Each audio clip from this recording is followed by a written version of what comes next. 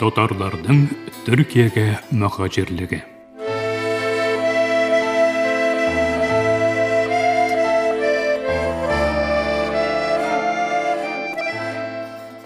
Мактарам таңшар, Төркиягә татар хиҗрәте турындагы тапшу тезмәбезнең бүгенге икенче бүлегендә ханнар хатында тарих эзләре темасына тукталып узарбыз. Билгеле булганча, тарих чыганакларга нигезләнеп языла. Шуңа күрә тарих фәнендә чыганаклар төп урынны алып тора дип әйтсәк хата булмас. Кызганыч, татар тарихының урта гасырлар чоры чыганакларга бай түгел. Моның сәбәпләре мәгълүм. Шунлыктан татар тарихы белән бәйле чыганаклар бик кадерле. Бу язмада Алтын Урда чоры белән бәйле Төркиядә сакланып калган чыганаклардан Алтын Урда ханнарының Госманны солтаннарына язган хатлары турында сүз барачак. Алтын Урда дәүләте белән Госманны императорлыгы арасындагы мөнәсәбәтләрне ханнар тарафыннан солтаннарга җибәрелгән хатлардан аңларга мөмкин.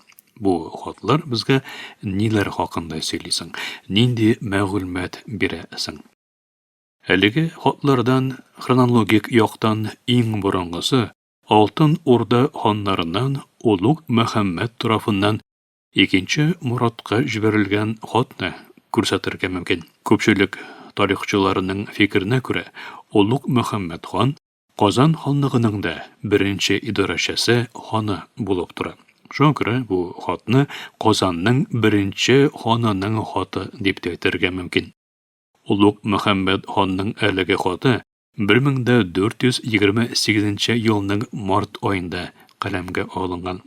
Хатның иштәлегенә килгәндә, анда Алтын Урда белән Госманны дәүләтләре арасында күптәннән яшәп килгән достана мөнәсәбәт, Туктамыш хан белән Солтан Баязид арасындагы яхшы мөнәсәбәт турында искә алына.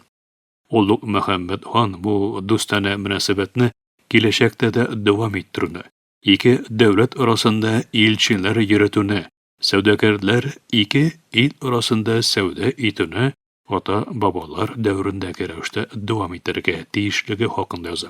Хат Хаҗи Гыйбат Түрек исемле илче аркылы җибәрелгән.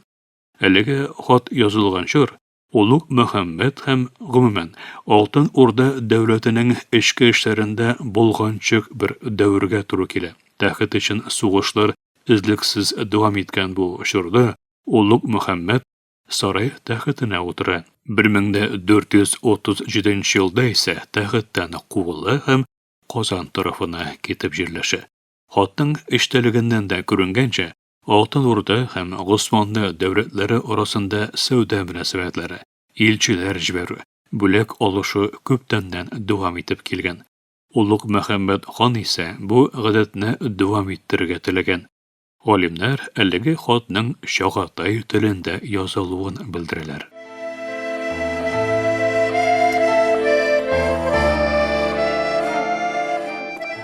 Алтын Урда ханнары тарафыннан Госманны солтаннарына язылган икенче хат Мәхмүд хан тарафыннан Истанбул шәһәрен җиңеп алып, Анадолу җирлеген тулысынча Госманны дәүләте кул астына кертүче икенче Мәхмүд, ягъни Мәхмүд Фатих Султанга язылган хат. Хат авторы Мәхмүд хан исә Алтын Урда дәүләтенең соңгы ханнарыннан берсе булган кече Мөхәммәднең улы. Мәхмүд Алтын Урда дәүләте җирлегендә барлыкка килгән татар дәүләтләреннән Әстерхан ханлыгының беренче ханы, оештыручысы булып санала. Мәхмүд хан да үзенең хатында Солтан икенче Мәхмәткә борынгыдан килгән достана мөнәсәбәтләрне дәвам иттерү, ике дәүләт арасында сәүдә кәрваннары йөртү теләгендә булуын белдерә. Әлеге хат 1466 елның апрель аенда язылган. Белгечләр әйтүенчә, Мәхмүд ханның хаты Алтын Урда дәүләтендә рәсми язуларда кулланылган төрки телдә язылган. Ләкин Улуг Мөхәммәд хан хатыннан аермалы буларак, әлеге текстта гарәп һәм фарсы алымнары күбрәк кулланыла башланган.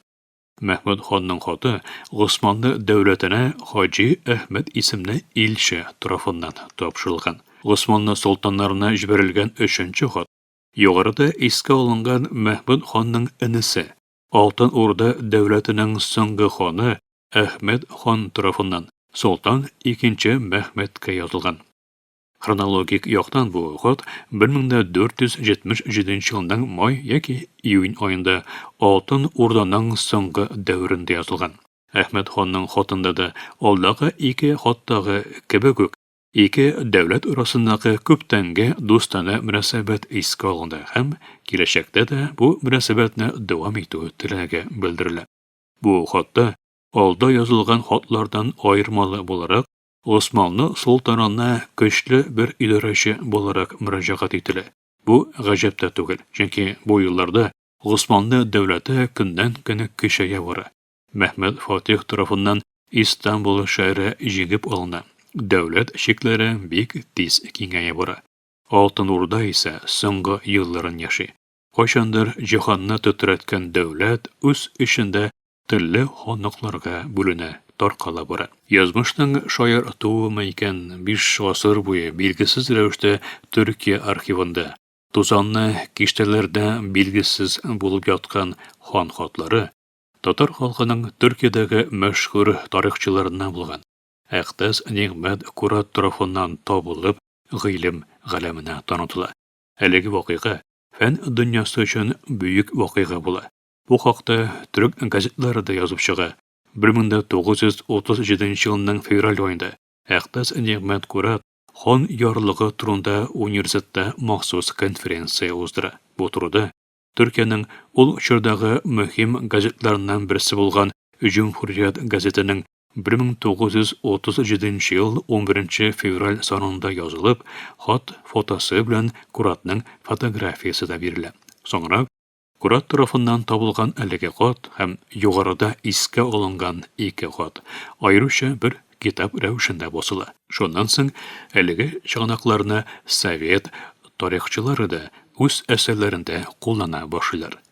Мөхтәрәм таңчылар, фән докторы Ильяс Мифтахов әзерләгән тапшыру тезмәбезнең киләсе чаралышында очрашу өмете белән исән имин булыгыз.